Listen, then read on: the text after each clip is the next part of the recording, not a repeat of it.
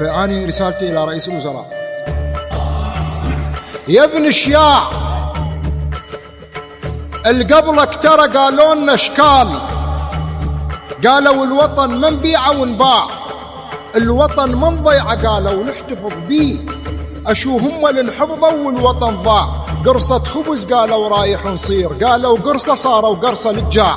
يا ابن الشياع، اللي قبلك ترى طلعونا الروح ولطشوا على الكرسي ولزموا القاع، نريد وياك كون بلاية دفاع، ومن تخلص فترتك تطلع بساع.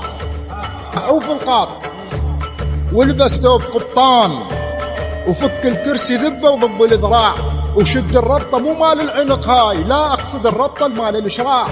المهم الله يوفقك إن كنت خير، وراح نمد يدينا لله كل ساعة. لو الله يحفظك رايح نقول له الله يحفظك يا ابن الاشياع، واختار وحده. نسأل الله سبحانه وتعالى حقيقة حتى لا نكون احنا سلبيين، نسأل الله سبحانه وتعالى أن يسدد خطاه لأجل بلدنا، وإن شاء الله يكون هو الحلقة المنقذة في هذه العملية السياسية.